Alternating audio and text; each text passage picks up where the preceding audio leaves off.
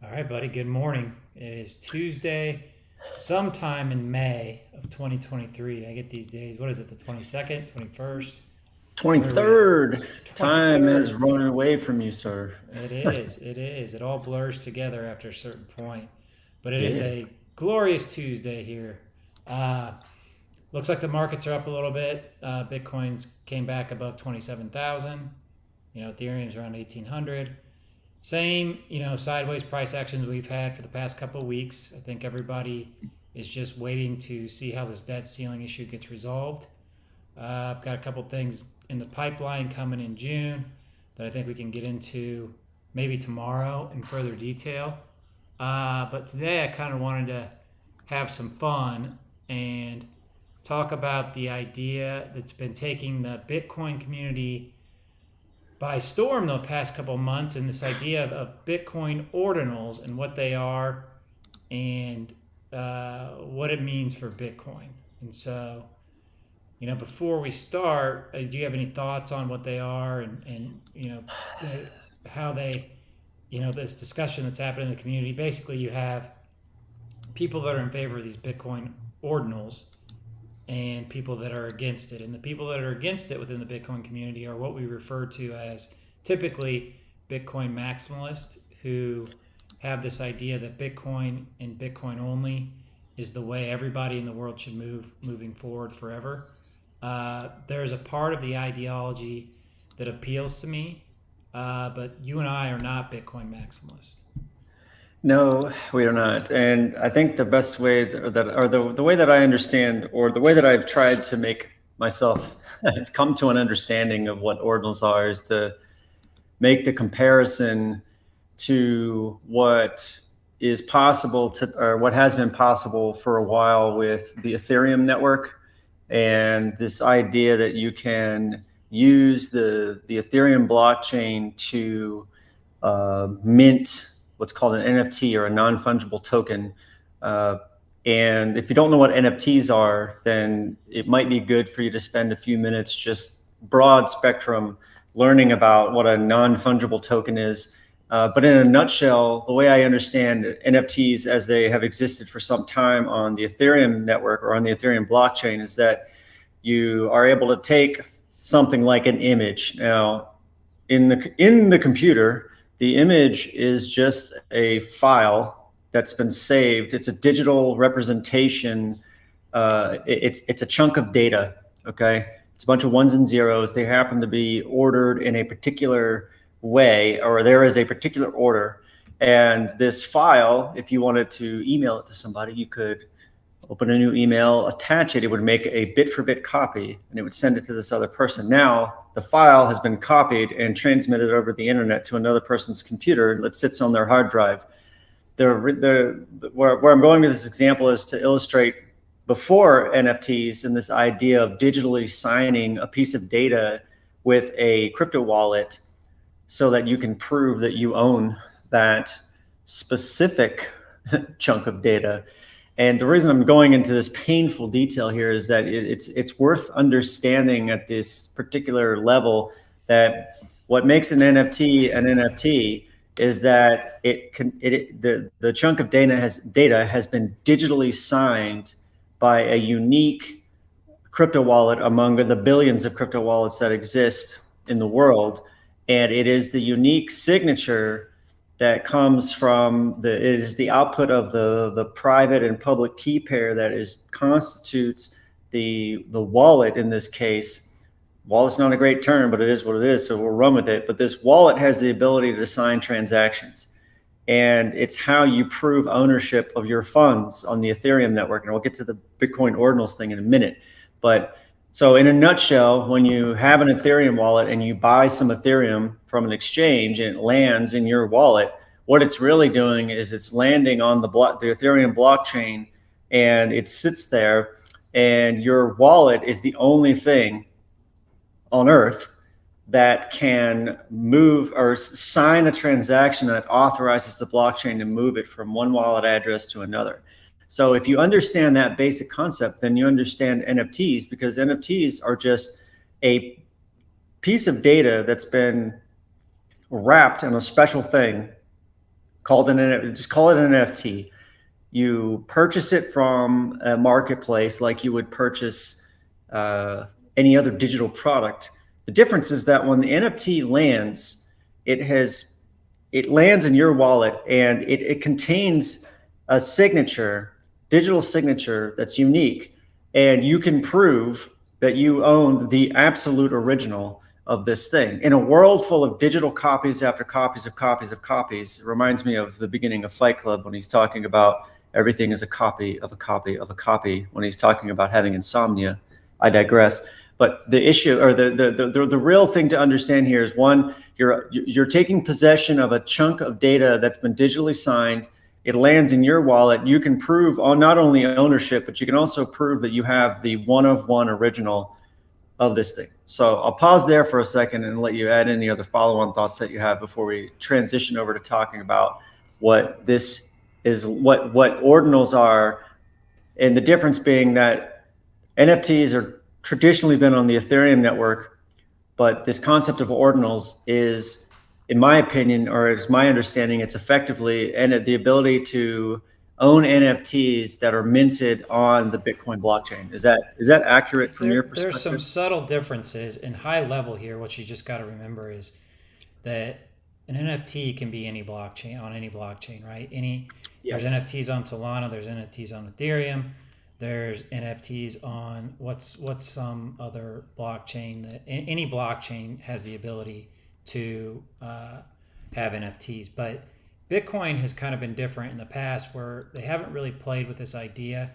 And the idea of storing data on the Bitcoin blockchain is different because Bitcoin is a proof of work network. Okay, so Ethereum and Solana and other blockchains are proof of stake networks. There's issues with data, and so when you start storing or inscribing, as we'll get into here in a second on the Bitcoin blockchain, what happens is there's more inscriptions. The cost to transact goes up because it backs up the meme pool, which is the area where transactions are happening within the Bitcoin blockchain. Okay, and as those get backed up, it takes the same amount of time to process those transactions. Now, there's an easy way around it. You just pay the miners more to move your transaction to the top of the list, and you can do so by paying a higher fee, right? But this is where the traditional Bitcoin maximalists are getting heartburn over this. But high level here, to take a step back, all a Bitcoin ordinal is you can compare it to an NFT on Ethereum or Solana, but there's a couple slight differences, and we'll go to our trusty friend Google Bard here to tell us what Bitcoin ordinals are. Okay. So remember, with these AI things, if you use them, you kind of got to go through it and make sure they're correct. They're really efficient tools for researching and getting an understanding of all different kinds of topics. So, if you're watching this and you're an ordinals expert and there's something not right here, please let us know. But this will just give us a good overview of what they are. And what it says is ordinals are a type of non-fungible token, or NFT, that are created by assigning a unique number to each Satoshi, the smallest denomination of Bitcoin. This allows users to create unique digital assets that are stored on the Bitcoin blockchain. Let's see. Don't need to talk about it. The protocol allows users to inscribe digital content such as art, text, or video onto the Bitcoin blockchain. Okay. Ordinals are different from NFTs in that they are not stored on a separate blockchain. Instead, they are stored on the Bitcoin blockchain, which makes them more secure and transparent. It's interesting to see how this kind of has played out. Let's see. Some of the unique benefits of ordinals, they say security, transparency, uniqueness, value.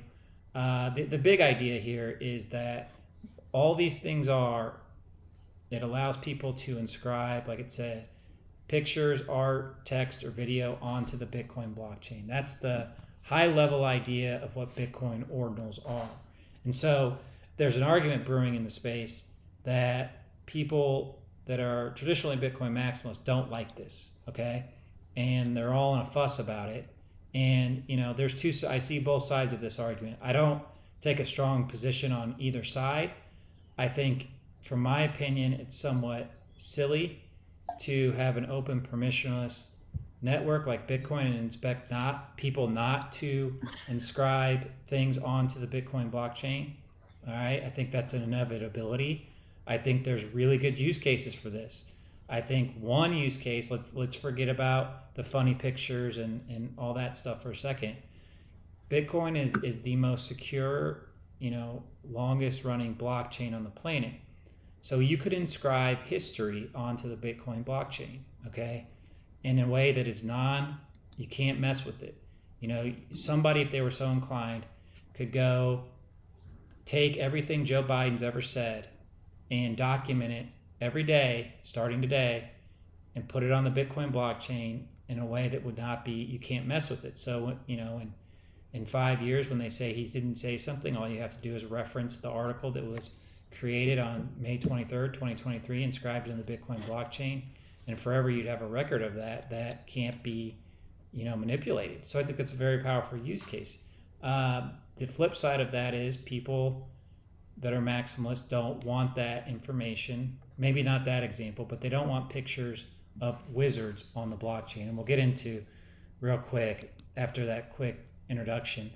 Here's a site, and we're not saying do this or don't do this. We're just saying if you're so inclined and you want to learn about this stuff, you go to ordinalswallet.com, you create a wallet, and you can participate in Bitcoin, let's just call them NFTs, right? That's not exactly what they are, but it's a good idea. So here's some of the collections, what you'll see when you look at these. I'm trying to find where okay, here we go. The collectibles are. Here's some of the collections. Pepe and Pepita, Bitcoin Frogs, sub 100K, Pixel Peppies, Bitabigos, and you'll see a couple interesting things here. The floor price, which is, the minimum that you can buy one of these NFTs for, and all of this is done in Bitcoin. And so here's something you have to remember. If you buy this stuff, not all of these, most of them, in fact, aren't going to moon in value over time, right? This is a really good way to lose Bitcoin if you don't know what you're doing. So I understand the argument. Personally, I don't know enough about this to even try to buy any of this stuff.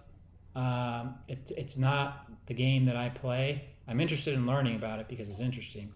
But really important here, this is a good way to lose your hard-earned Bitcoin playing a game that you don't understand, okay? I just want to be real careful with that. But Ted, do you have any comments?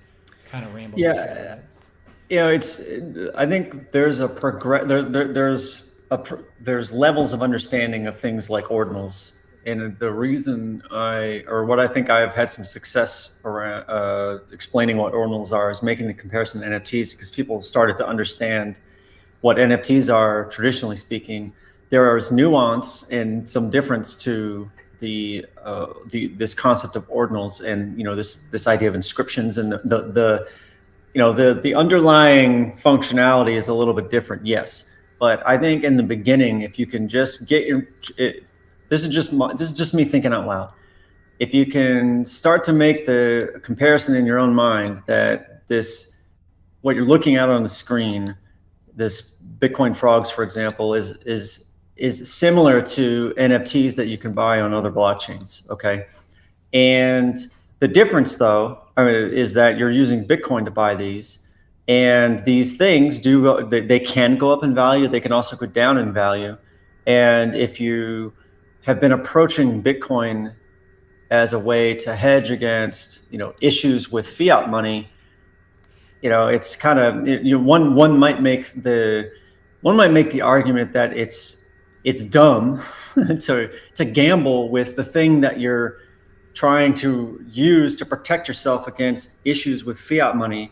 And if you're trying to store your purchasing power in Bitcoin, then to turn around and take the purchasing power that you cared about in one breath or in 1 minute, and then turn around and effectively gamble it on buying encrypted data on the Bitcoin or buying things that look like frog pictures that are effectively inscriptions on the Bitcoin blockchain, which is the thing that's supposed to be storing your purchasing power into the future. I mean, hey, you can do whatever you like. I think that, you know, people from all different ends of the spectrum and their perspectives on where they are in their journey and their understanding, the things that they care about, the things they don't care about. There are plenty of people that don't care necessarily that they might lose purchasing power, so they're willing to participate in this ordinals thing. I agree that the use case is or I agree that if it's a plausible use case. I still have a lot to learn about this idea or this thing called ordinals and how it functions. But at the end of the day, it's something that it's something that can be done, and people are doing it. I think that as people continue to use this, there's going to be more innovation around how this works, at a minimum, in my opinion. And you know, the short term belly aching is just, it wouldn't matter what the thing was. There's always going to be some contingent, and you know this just as well as everyone else, is that there's always going to be some contrarian voice that's just being contrarian for the sake of being contrarian. So I think it's amazing to see this happen. And the short term, you know, issue with the cost to transact in the Bitcoin blockchain is it, you know, it's kind of like just hot air, in my opinion, because what it does is it also helps validate the use case for the layer 2 Lightning, what's called the layer 2, built atop of the Bitcoin blockchain, called Lightning Network, which is intended to transact in high volume, high frequency, but at a very low relative cost, because the Bitcoin layer 2 acts as a currency and Bitcoin layer 1 acts as your base layer store of value, monetary unit. And anyway, you know, we could go off into a rabbit hole there on this whole L2 Well, thing, yeah, but yeah. Well, as you get, this is the inevitable path of Bitcoin, in my opinion, and that the idea of, if you want to see $1 million or $5 million or $10 million Bitcoin, it's going to cost a lot of money to move Bitcoin on chain. And the reason it's going to cost a lot is because there's going to be a lot of activity happening on chain that requires, you know, if you want to send $30 million or $300 million, you know, you're going to have to pay a fee if you want to do it on chain. Now, what you're talking about with Bitcoin Lightning Network, it takes those payments off chain, okay? And that's something that I need to learn a little bit about. But the general idea is that with these ordinals and inscriptions, you're generating, you know, activity on the Bitcoin network, okay?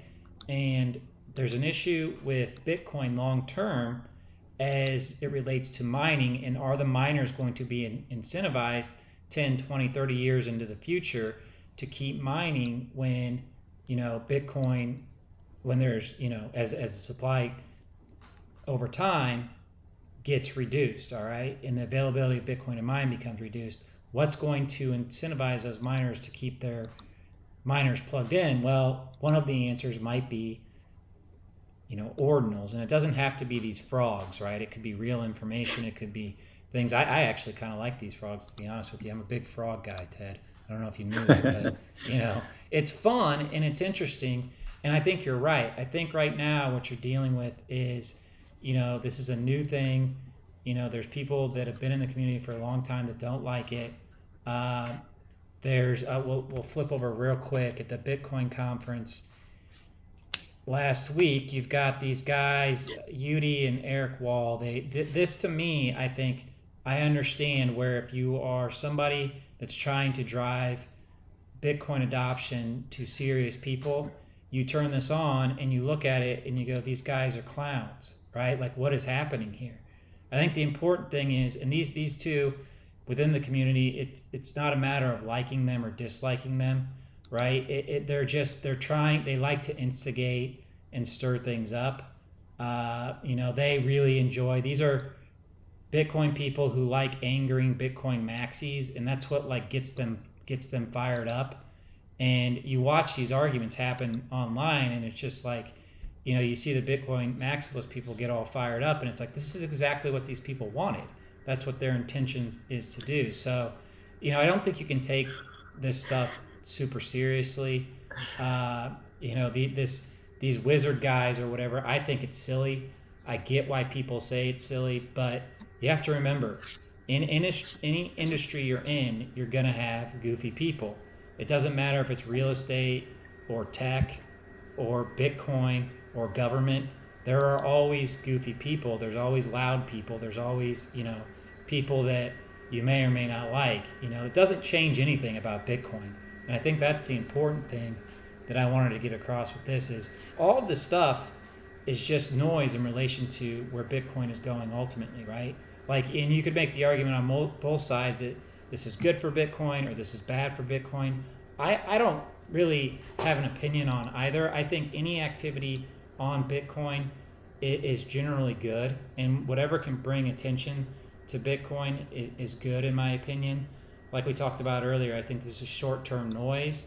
I think these ordinals in some form or fashion will eventually be. That's where eventually Bitcoin was going to go anyway. So if it starts with Wizard and Frogs, that's where it starts. I mean, that's just the way this stuff goes.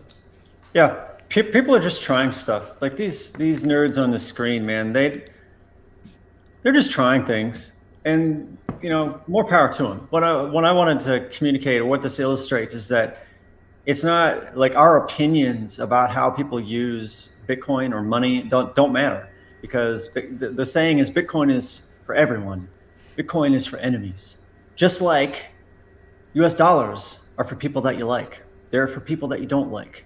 They're for cartel members. They're for assassins. They're for murderers. They're for priests.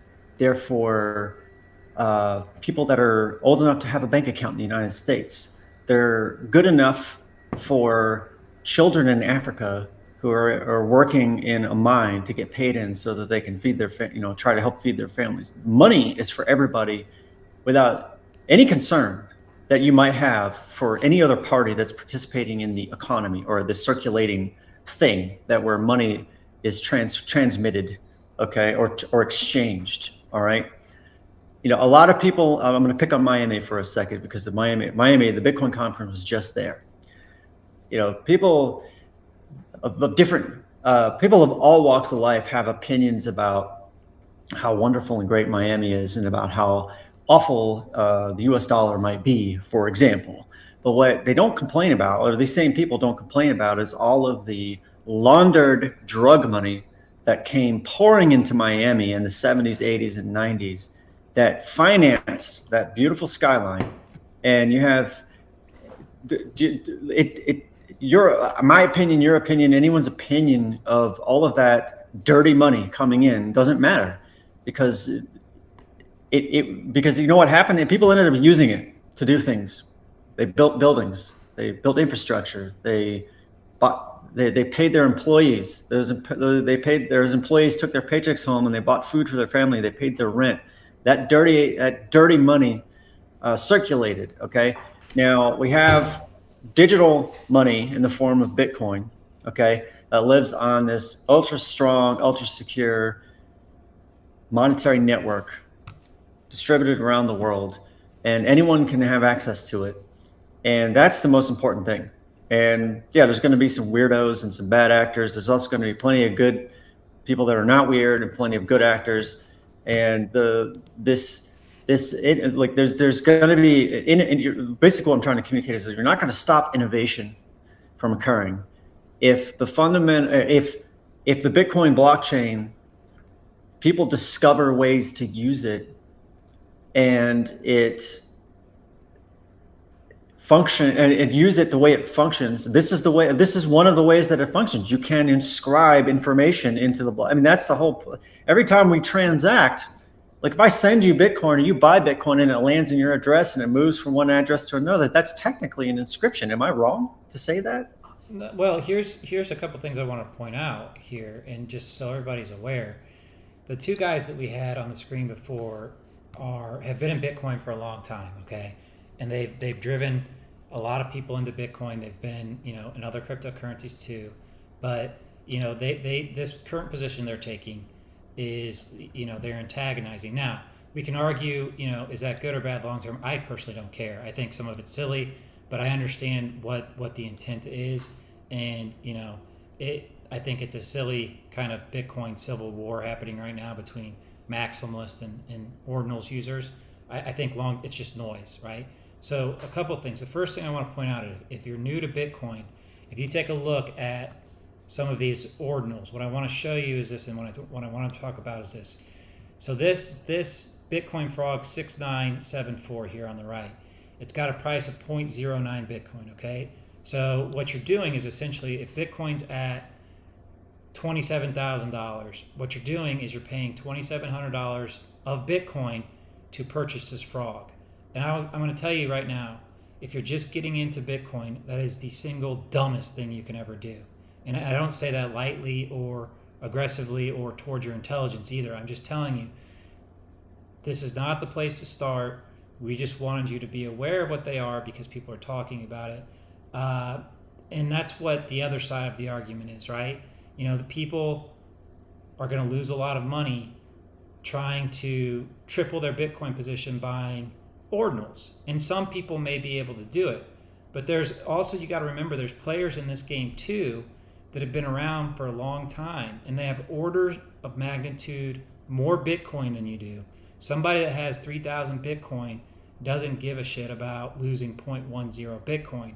Whereas you, who are just entering this market and just understanding this, have just purchased your first 0.10 Bitcoin, you know, in 10 years when Bitcoin's trading at 5 million, you're going to be pretty upset that you got $500,000 that you could have had gone on a frog, okay? The other thing that happens with these people that have been around for a long time with these NFTs is they hire teams of people, right? And what they will do is they will find these things that have the rarest traits, and there is a game to this that's played on a very high level because it's a lot of money.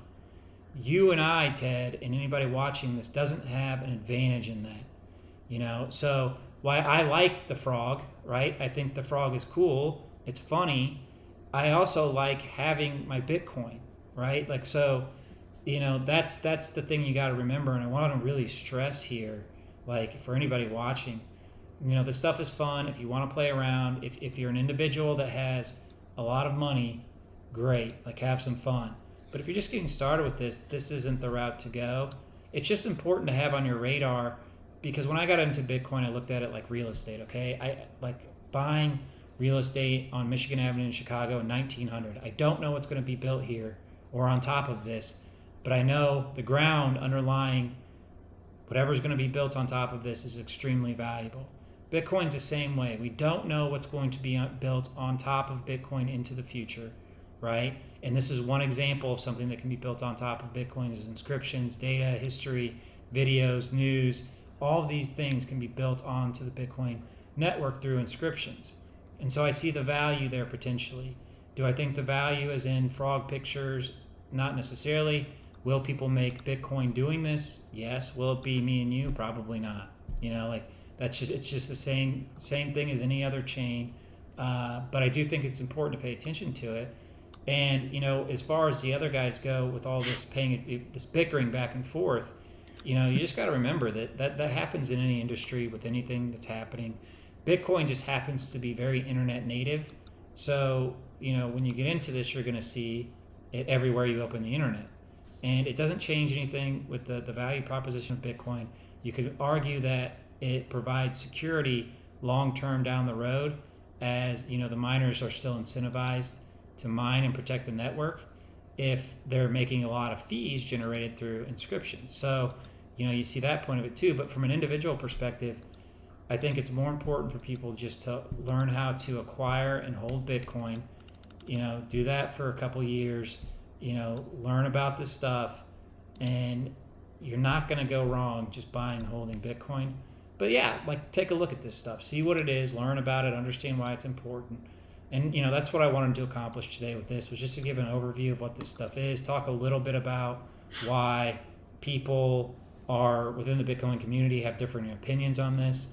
I kind of take a 30,000 foot view of this. I say, okay, fees good, miners like fees, we need miners, Bitcoin Ordinals good.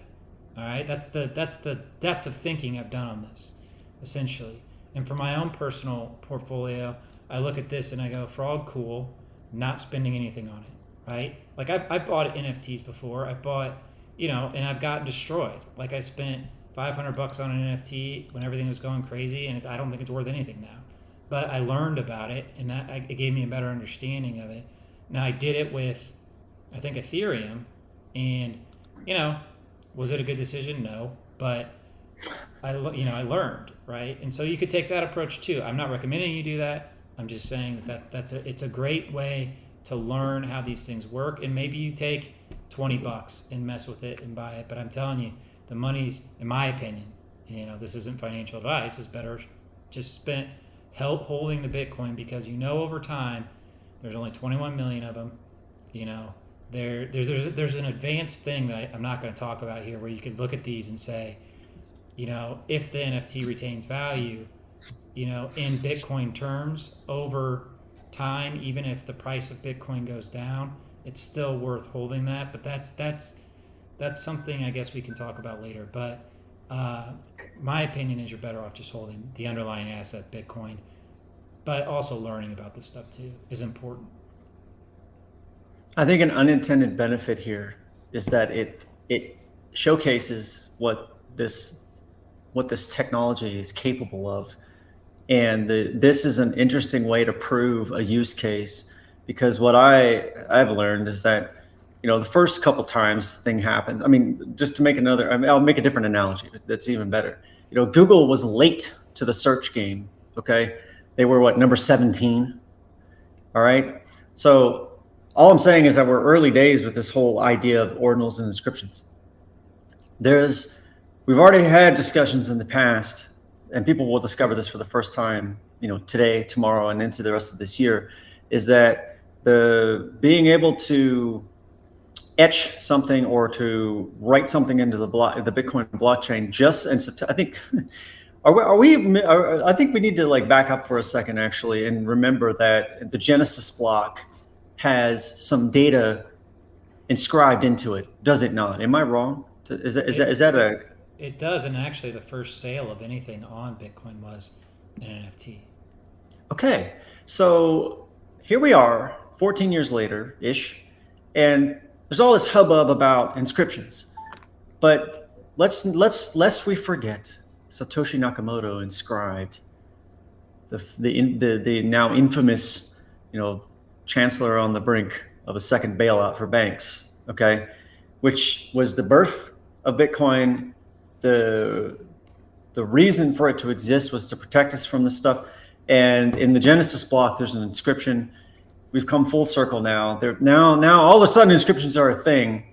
But what I'm trying to get to is that where I see real, the future is where I'm able to have the deed to my property inscribed in the Bitcoin blockchain. And then exactly right. Okay. And anything else that I need absolute assurance that I own. Or let's say that I go back to Raoul Pal talking about early days in my journey, which is not early days for him, but him using the words to describe Bitcoin as pristine collateral, meaning when you put up Bitcoin for its collateral for something, for certain what it is. You don't have to trust anyone.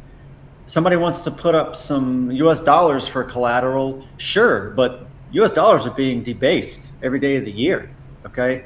The power, the value, purchasing power, retention of dollars goes down consistently. I don't make the rules, okay? What I'm trying to get to here is that this ordinals thing harkens back to the Genesis block, to me at least. And I'm a simpleton mostly, and it makes sense to me. And I think in the next decade, into the early 30s, we'll see more and more. I think we'll see more and more of this real world use case where people finally understand that there's one thing I need to be able to trust, that my will, I like Michael Saylor when he talks about his last will and testament being inscribed in the blockchain. It's irrefutable, and you can't change it. And there's no confusion there. But anyway, I'm sure somebody somewhere will find a way to dramatize that.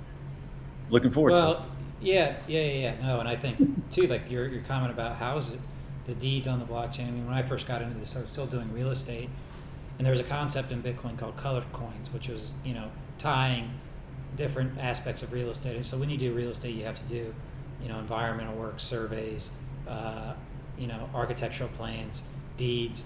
All this stuff needs to be, it can be inscribed on a Bitcoin blockchain, and how that data is organized and how that's held. I mean, I would imagine you could hold that if you buy the deed, if you buy a house, then they transfer the deed via a Bitcoin wallet to your wallet, and that's where you own the deed to the house.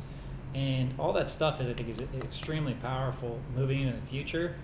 And when you remember NFTs, like you've got to remember if there's always the argument so far has been, okay, if every chain can have an NFT, which chain is the better chain to do NFTs on, right? And so if you're starting to do this on Bitcoin, this was the argument that Bitcoiners have made for a long time. These other coins don't need to exist because everything you can do on those other chains you can do on Bitcoin. Well, what you're finding out is it's taking an awful long time to implement that, and we don't know where that's going to go. Maybe they're right. Maybe they cherry pick use cases off other chains that work, but I think kind of what they miss in that is some of these other chains are starting to get network effects. And so I don't think you're going to live in a world where there's Bitcoin only. I think you're going to learn that there's going to be use cases for each chain.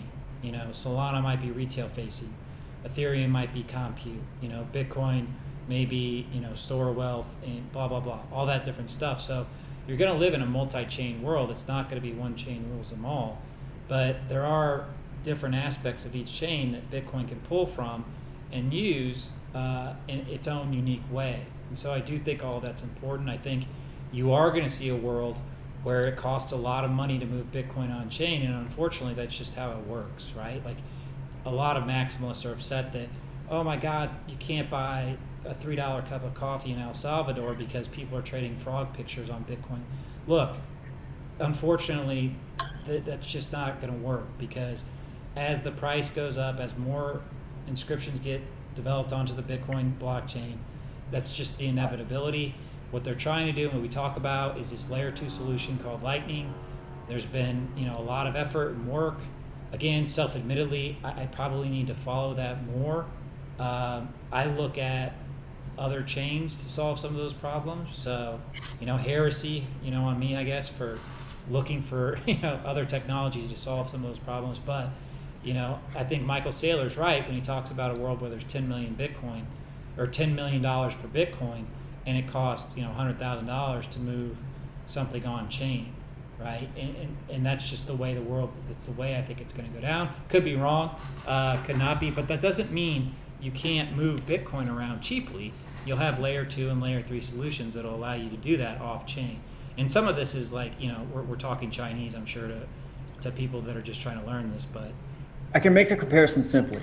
You wouldn't take a gold bar and try to chip pieces off of it to buy coffee today.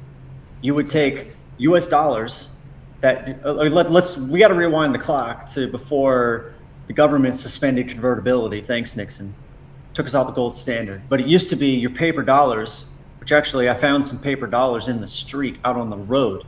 Somebody must have blown out of their car. I don't know. The neighbor found a 20. Talk about Money Monday.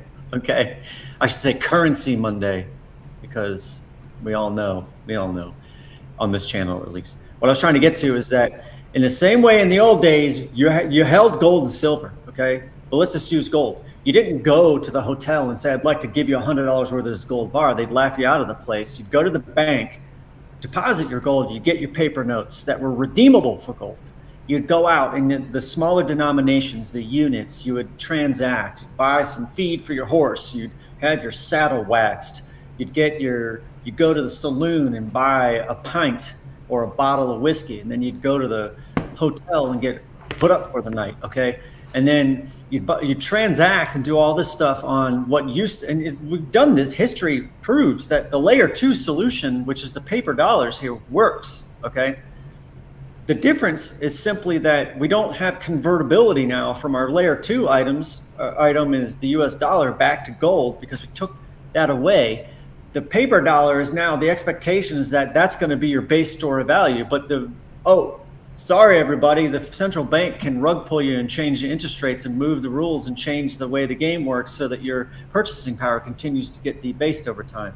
Sorry, but that's not the case in the Bitcoin network. You have your base layer on-chain Bitcoin. It's like your gold. It's your bearer asset.